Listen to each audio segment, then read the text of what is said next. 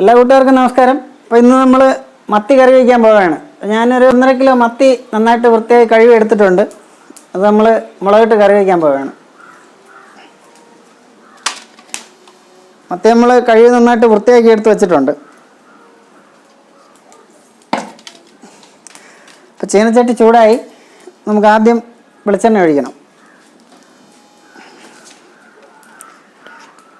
കടുകർക്ക് ആവശ്യമുള്ള വെളിച്ചെണ്ണ ഒഴിച്ചു കൊടുക്കാം.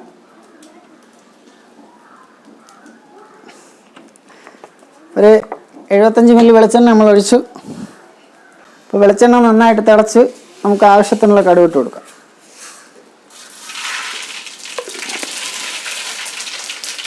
ഒരു സ്പൂൺ കടുക് ഇട്ട് കൊടുത്തു.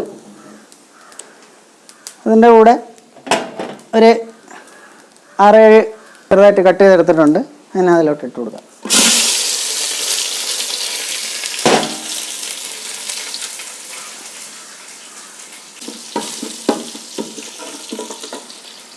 ചെറിയ ഉള്ളി ഒന്ന് ചൂടായി വന്നിട്ടുണ്ട്. നമുക്ക് ഒരു 5-6 ഇതിൽ വെളുത്തുള്ളി കട്ട് ചെയ്തത്, ഒരല്പം കറിവേപ്പില, ഒരു 5 പച്ചമുളക് കട്ട് ചെയ്തത്.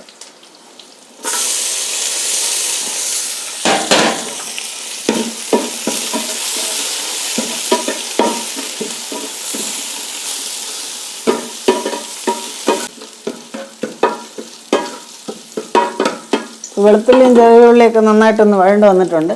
ഇവിടെ നമുക്ക് ഒരു തക്കാളി കട്ട് ചെയ്തത്.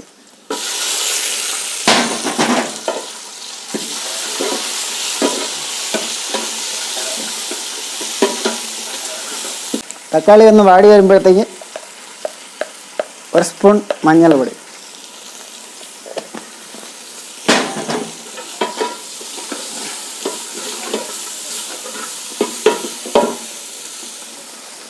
ഇനി ഒരു സ്പൂൺ കുരുമുളക് പൊടിച്ചത്, ഉലുവ പൊടിച്ചത് ഒരു സ്പൂൺ,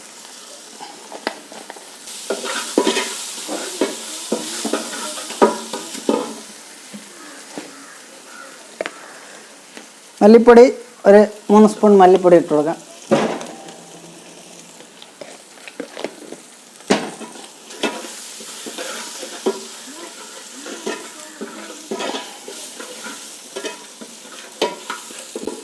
മല്ലിപ്പൊടി ഒന്ന് വാടി വരുമ്പോൾ ആവശ്യത്തിനുള്ള മുളക് പൊടി 3 സ്പൂൺ മുളക് പൊടി ഇട്ടു.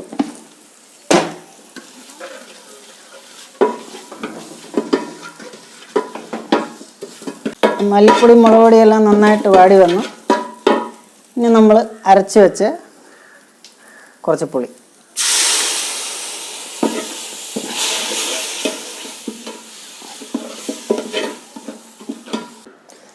ഗ്രേവിക്ക് ആവശ്യത്തിനുള്ള വെള്ളം,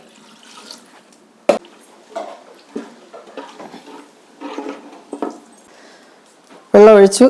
ഇനി ആവശ്യത്തിനുള്ള ഉപ്പിട്ട് കൊടുക്കാം.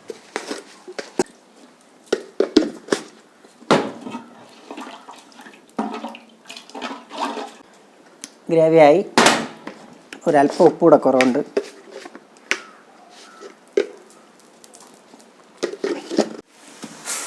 അപ്പോൾ നമ്മുടെ മത്തിയുടെ ഗ്രേവി നന്നായിട്ട് തിളച്ചു. ഇനി നമുക്ക് മത്തി ഇട്ട് കൊടുക്കാം.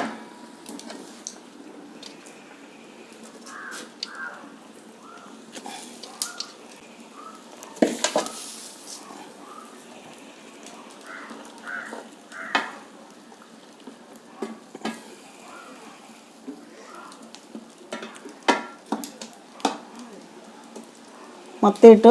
ഇനി ഒരു 10-15 മിനിറ്റ് നന്നായിട്ട് തീ കത്തിച്ച് കൊടുക്കുക. അപ്പോൾ മത്തിക്കറി റെഡിയായി കിട്ടും. നമുക്കൊരു 15 മിനിറ്റ് ഒന്ന് മത്തി അടച്ച് വെച്ചിട്ട് നന്നായിട്ട് ഒന്ന് വേവിക്കണം.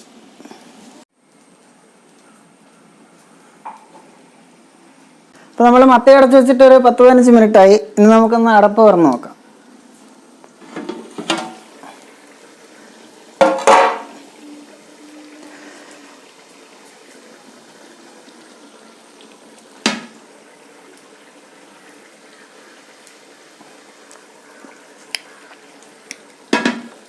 പുളി എരിവെല്ലാം ആവശ്യത്തിനുണ്ട്.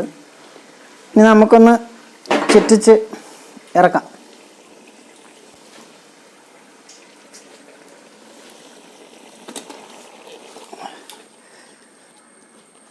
മത്തി നന്നായിട്ട് വെന്തു. വറ്റി കുറുകിയ ചാറായി. ഇനി നമുക്ക് ഇറക്കി വയ്ക്കാം.